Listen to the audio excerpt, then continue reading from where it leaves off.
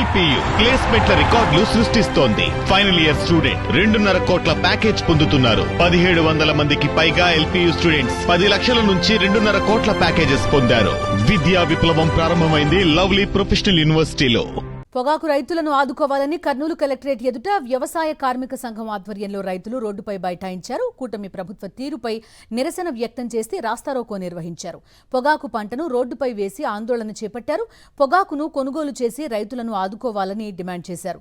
పొగాకు కొనుగోలు చేయకుండా కంపెనీలు నిర్లక్ష్యం వహిస్తున్నాయని రైతులు ఆవేదన వ్యక్తం చేశారు.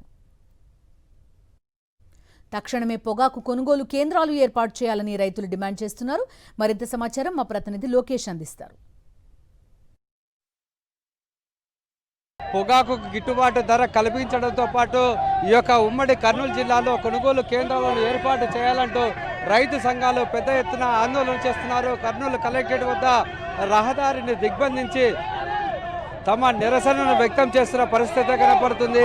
అయితే వీళ్ళని పోలీసులను వారిస్తున్న పరిస్థితి అయితే కనపడుతుంది. ఇక్కడ ధర్నా చేయకూడదంటూ పోలీసులు అయితే ఈ యొక్క నిరసనకారులను తొలగించే ప్రయత్నం అయితే కొనసాగిస్తున్నారు. ఇద్దరి మధ్య వాగ్వివాదం అనేది కొనసాగుతున్న పరిస్థితి కనపడుతుంది. రైతు సంఘ నాయకులు వారితో మాట్లాడే ప్రయత్నం అయితే చేస్తాము. చెప్పండి, ఈరోజు చూసుకున్నట్లయితే ఏ ఒక్క పంటకు గిట్టుబాటు ధర కలగలేని సిచ్యువేషన్. పొగాకు ముఖ్యంగా ఈ యొక్క గిట్టుబాటు ధర లేకపోవడం వలన రైతులు ఆత్మహత్యలు చేసుకుంటున్నారు అంటున్నారు. ఏ విధంగా అంటారు? ఎందుకు కూటమి ప్రభుత్వం స్పందించట్లేదు? ఈరోజు రాష్ట్రంలో సుమారుగా 85 మిలియన్ల పొగాకు రైతులు పండించారు.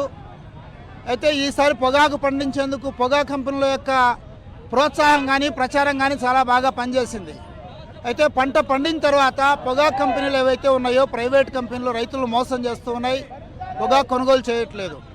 పొగాకు కొనుగోలు చేయకపోవడం వల్ల పెట్టుబడి పెట్టి నష్టపోయిన రైతులు ఇప్పటికే 6 మంది, ప్రకాశం జిల్లాలో 2, పల్నాడు జిల్లాలో 3, బాపట్ల జిల్లాలో 2, మొత్తం 7 మంది రైతులు చనిపోయినారు ఇప్పటికే. అయినా ప్రభుత్వం స్పందించట్లేదు. ముఖ్యమంత్రి గారు చెప్తున్నారు మేము కొనుగోలు చేస్తామని చెప్పేసి, మాటల్లోనే ఈ ప్రకటన తప్ప చేతుల్లో ఎక్కడా లేదు. గత సంవత్సరం ఏమంటే 18,000 రూపాయలు పలికింది. ఈ మొత్తం కూడా కంపెనీల వాళ్ళు విస్తృతంగా ప్రచారం చేసినారు. మీకు 15,500 ఇస్తాం, క్వింటాలకు విస్తారంగా వేయండి అని చెప్పినారు. ఆశతోనే రైతులు వేసినారు. ఇతర పంటలు వేయకుండా ఈ సంవత్సరం విస్తారంగా వేయడం అనేటువంటి జరిగింది.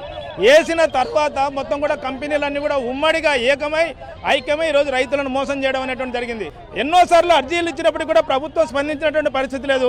కలెక్టర్ గారు కూడా మీరు కొనుగోలు కేంద్రం పెట్టండి అని చెప్పేసి చెప్తున్నారు. ఇంతవరకు కొనుగోలు కేంద్రం పెట్టడం లేదు.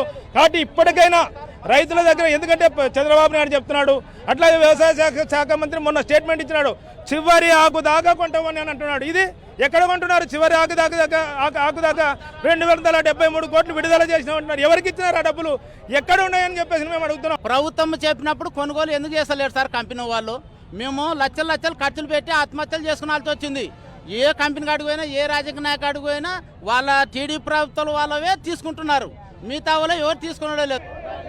పొగాకు 1-2 నెలలు అవుతుంది, మళ్ళీ నారలు పోసే టైం వచ్చింది.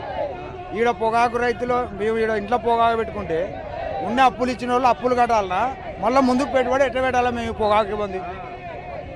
ఈ పొగాకు కొనుగోలు చేసుకొని చెప్పమనేది మీరే. మరి ఈ ప్రభుత్వం ఏం చేస్తుంది? ఈ మామూలని కొనుగోలు ఖచ్చితంగా చేయాలా. కొనుగోలు చేసేంత వరకు వదలము. మనం చూసుకున్నట్లయితే ఇక్కడ ఉన్న ప్రతి ఒక్క రైతు కూడా ఎంతో ఆవేదన వ్యక్తం చేస్తున్న పరిస్థితి. కొనుగోలు కేంద్రాలను ఉమ్మడి కర్నూలు జిల్లాలో ఏర్పాటు చేయాలని రైతు సంఘాలంతా డిమాండ్ చేస్తున్న పరిస్థితి. లేని పక్షాన పెద్ద ఎత్తున రాష్ట్ర వ్యాప్తంగా ఆందోళనలు చేస్తామంటూ రైతులతో పాటు రైతు సంఘ నాయకులు కూడా హెచ్చరిస్తున్న పరిస్థితి. కెమెరామెన్ శేఖర్తో లోకేష్, సాక్షి టీవీ, కర్నూలు.